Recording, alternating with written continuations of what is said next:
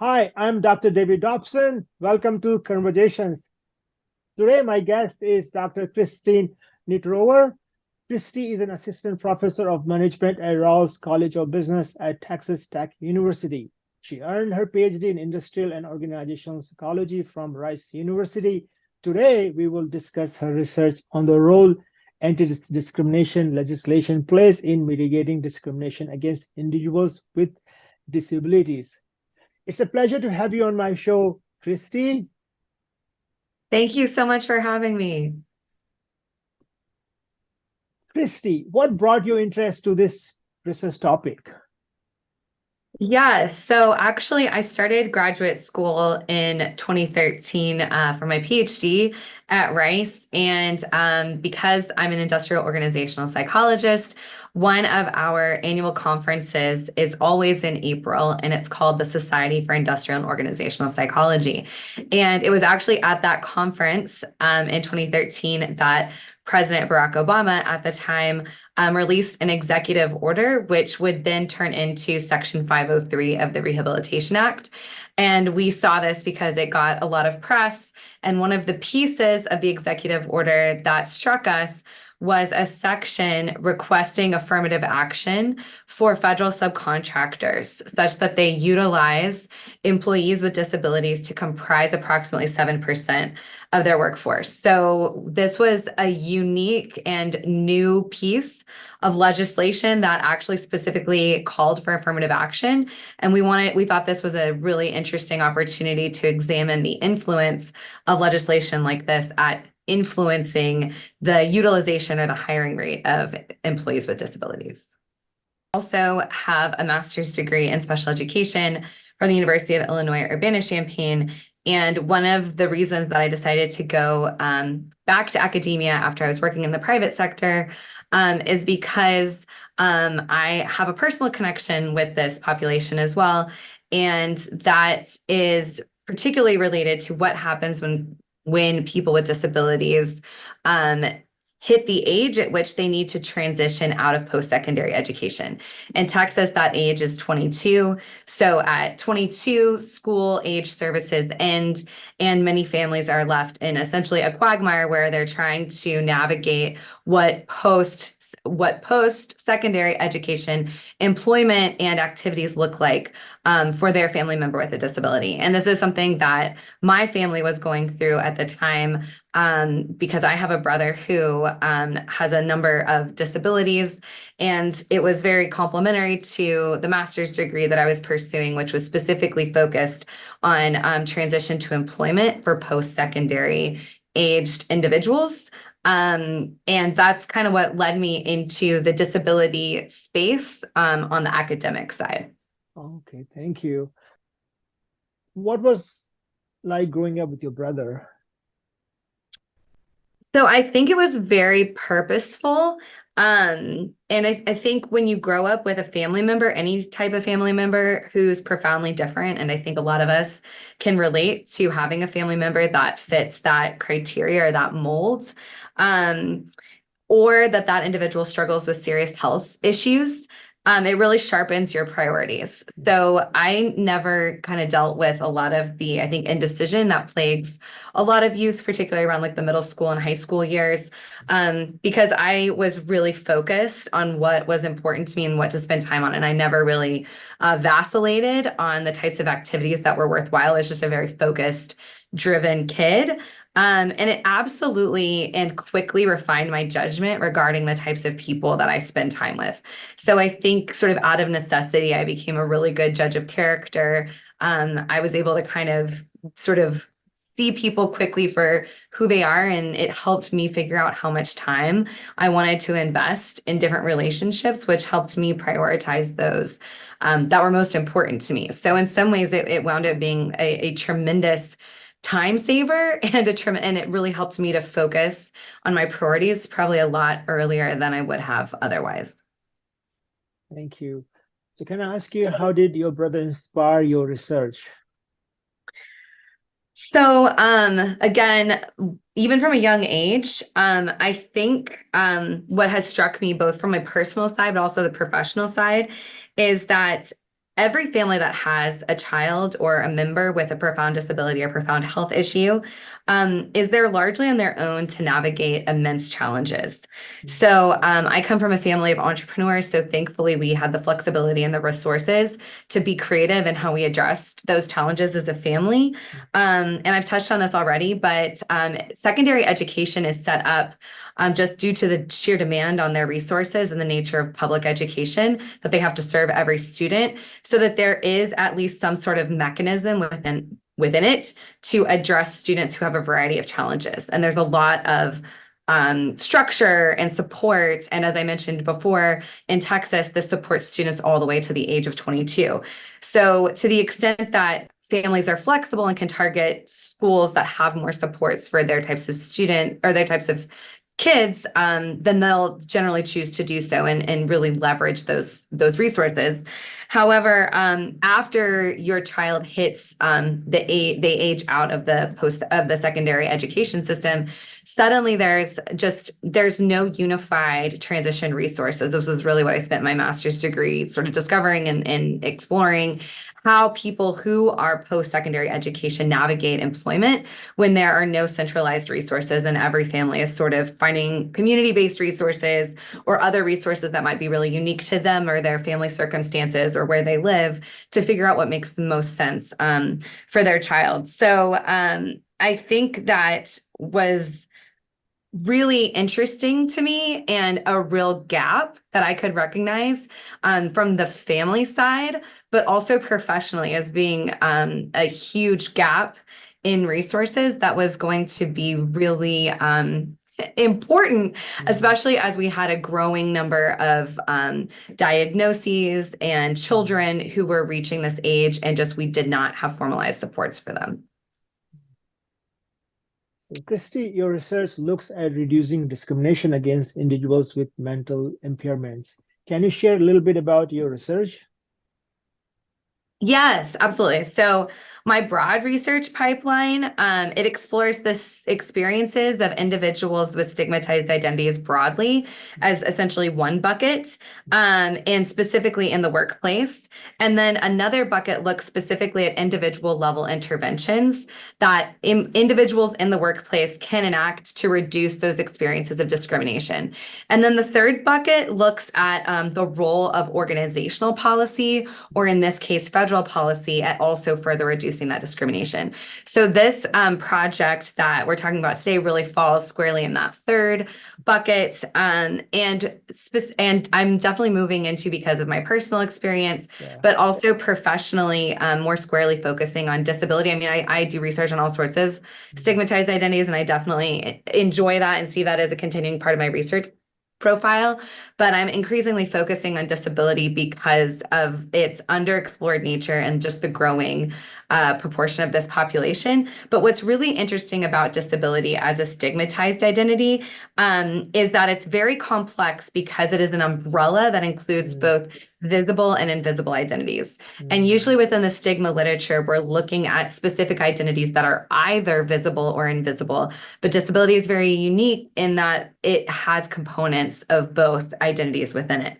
So what really struck me, as I kind of mentioned, when we saw this executive order pass, when it was signed into law by President Barack Obama, and then it was the Vocational Rehabilitation Act was reauthorized, and Section 503 was written into the Vocational Rehabilitation Act, is this component of the law that calls for affirmative action.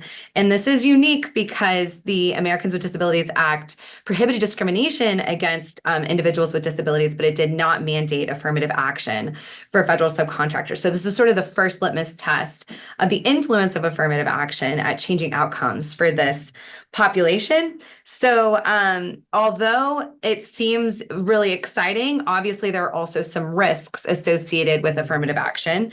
So specifically, because I was particularly interested in individuals with invisible disabilities, in order to be able to be identified in the workplace, you have to disclose that you have a disability. You have to do that in any case, but if it's unobservable, it's even more necessary that you disclose it. not only to be Yeah. covered by the legislation, but also to be counted. And, there's no discrimination, the ADA outlaws discrimination on the basis of disability. So it can be a little bit of a catch-22 and for people saying, okay, well, I'm supposed to trust you enough to disclose, but you promise that you're not going to discriminate against me, right? You're going to preference me.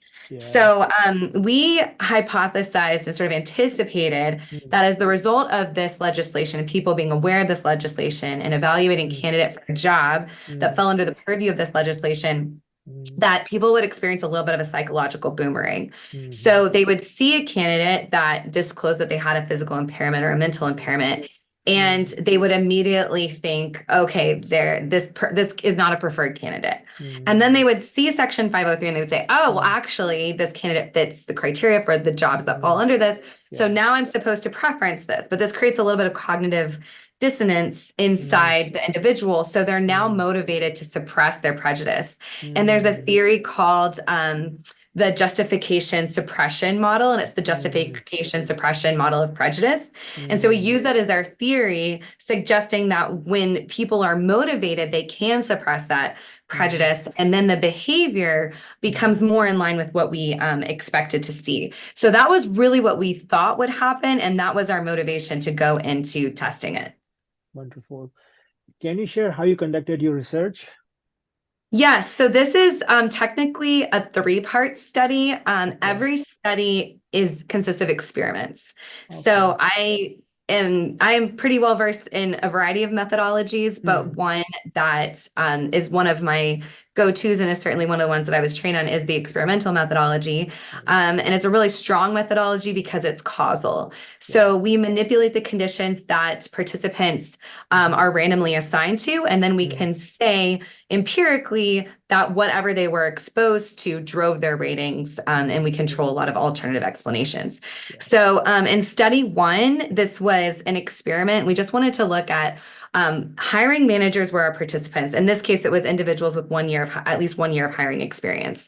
And we wanted to see if how they reacted to candidates who had a mental impairment or not, and who saw Section 503 or who didn't. In this case, the mental impairment was depression. In study 2, so we found effects in study 1 that we expected. So we were like, okay, we need to replicate and extend those effects in study 2. So what we did in study 2A is we used the definition in the Americans with Disabilities Act, which is a mental impairment that substantially limits a major life activity, or a physical impairment that substantially limits a major life activity. And that was the language that we used in the manipulation. And that allowed us to generalize beyond just depression, which was our disability of interest in study 1, to a category, which is more relevant in terms of how the legislation is applied, and also assess physical impairment. And so in study 2A, we found that in terms of just general preference, it goes no disability, physical disability, mental impairment. So that's sort of the order of preference. But as soon as individuals are exposed to Section 503, suddenly people with mental impairment, they're not better than no disability, but they experience a significant increase. And so we found that in study 2A, but the reviewers, and I think just internally, we wanted to make sure that we controlled for as many alternative explanations as possible. Are people just telling us what they think we want to hear? So study 2B, we enacted a lot of different methodological controls. And so one of those was we tested more than just Section 503. We tested other pro diversity, equity, and inclusion hiring acts to see how that might influence, if that tracked in the same way as Section 503. We also removed our independent variables from our dependent variables. We put a cognitively different study in the middle, so that there was psychological space between our independent variables and our dependent variables. And then we also controlled for things like social desirability. Are people just telling us what we want to hear? So we had a lot of really good controls in place in study 2B, and our findings still tracked. Study 1, 2A, and 2B, we were still finding the same thing. And then in study 3, we really wanted, again, another experiment, but we wanted to test the psychological mechanism. So we again did, this time, mental impairment was consistently treated differently differently after the participants saw Section 503 than physical impairment. Mental impairment got the boost, but physical impairment didn't. So we dropped physical impairment. We tested it in 2A and 2B, but dropped it from study 3. And we wanted to see how social norms influence people's ratings. So what's driving this sort of boomer, like this suppression effect that we're finding? And social norms consist of sort of two components. There's a descriptive component, which is I want to do like what everyone else is doing because I want to fit in. Like I don't want to stray from the herd. And then there's a prescriptive component, which is I want to avoid the social sanctions that come from not conforming. And we weren't really teasing apart like which part. We thought because the legislation addresses both, so we think that those components are working in tandem. And so we tested that as a mediator in our model, and we found that it indeed was significant, and specifically for mental impairments, it was significant in the direction that we thought. So that was those were our designs, and that's kind of how we teased out and tested the various findings that we were interested in. Very nice. So what did you learn from these studies? So we learned 3 primary things. The first is that Section 503 consistently made more of a difference for invisible impairments. So mental impairment was the category that we tested in this study. And that's very interesting because very little research teases apart disability, like categories of disability. They usually group disabilities together. And so by being able to tease apart physical impairments and mental impairments, we're able to see an effect that is substantively different and frankly more positive for mental impairment, that legislation has on mental impairments as compared to physical impairments. And I think that's important for 2 reasons. Number one, if people are telling us that, oh, our participants are just telling us what we want to hear, then we should see those ratings be the exact same across physical impairment and mental impairment, which is not what we saw. And then the second reason is the ADA was largely more enforceable for people who had physical impairments. If you recall from the 90s, so much of this was focused on building design and access to jobs. And I think that's amazing. That's wonderful. But to the extent that there were already really strong norms about how to treat people with physical impairments in the workplace, that's potentially a different source of attention that needs addressing than people with mental impairments who can't even get a job to begin with. So I think it disentangles 2 really important and fundamentally different types of disabilities that allows us to really further the research on each distinct type. The second sort of finding that I think is really important is that despite raters expressing a general preference for physical impairment over mental impairment, this was in absence of any other information. So this is a robust finding in the literature. So people always prefer physical impairments to mental impairment, and it's called a hierarchy of disability, and that's just always the way that it is across studies. And so we also found that, but it was very interesting that there are interventions that can change the order of that hierarchy, and that's one of the findings that we found as well. But again highlighting just the difference in category between mental impairment and physical impairment, which is why it's so important to disentangle those 2 things. I think as family members, it's obvious to us, but researchers oftentimes don't see the stark differences. And so it's that's sort of a contribution, I think, in the research. And then finally, that we found evidence that this mechanism of social norms as being the lever that we can pull to change behavior. There's other research in psychology that talks about how sometimes it seems more logical, like if we're thinking about it, that attitude change has to precede behavior change. But there's a lot of research in psychology that talks about behavior change actually happens first, and then attitude change follows. And if you think about cognitive dissonance and like our desire to be consistent with ourselves, that kind of makes sense. So sometimes it's actually easier to change people's behaviors before you need to focus on the attitude. So I think that that's a really important takeaway, because legislation is incredibly powerful at shaping our daily lives and especially our work lives. And to the extent that we can inform policymakers and lobby our policymakers to write laws that are effective, that's going to make a much bigger difference when we're trying to affect change for different types of people in the workplace. So Christy, what are the implications of your research? Right. So I will say that affirmative action legislation is a divisive topic. So we have another paper that was just accepted in which we address various DE&I initiatives and the empirical evidence for them, and how there's, if you look just at the empirical evidence, there's a lot more empirical evidence sometimes than people think that there is. But when we talk about resistance for various types of DE&I initiatives, we suggest that there's two sources of that resistance. The first are individuals like myself, our desire for autonomy, right? Like we like to be able to make our own decisions in the workplace and not be told what to do. And in the context of affirmative action, it's specifically telling people to act certain ways toward different groups of people in hiring, which we have a natural predisposition to maybe recoil at a little bit. So that's one component. But the other mechanism that we suggest drives resistance for diversity, equity, and inclusion initiatives is our desire to legitimize the status quo. If I'm in a position of power, potentially like I'm evaluating other people for a job, so I'm at least in that much of a position of power. I've benefited from the status quo. So it makes no sense to me to preference people who haven't had to go through what I've gone through. This is the myth of the meritocracy. But when people sort of, if you put those two resistances together, you can kind of see why people are so up in arms about affirmative action. But the issue that I always point people to is people with disabilities have some of the biggest unemployment gaps of any other group in terms of employment. And there's simply no way to overcome this gap unless we take drastic action. And there's so many stereotypes and assumptions about how people with disabilities can or cannot do work that operate and can govern the hiring process, that to the extent that we can follow and enact legislation that preferences these individuals, it's not a zero-sum game, right? It's not the case that we let people with disabilities in, so now we're all going to get less. It's it's a rising tide lifts all boats. We're going to benefit from more diverse talent. We're going to benefit from having divergent people in our workplaces. So I think it's a real win in terms of empirical evidence for affirmative action legislation and for a population that is not often linked to affirmative action legislation. And whenever I talk about this, I just try so hard.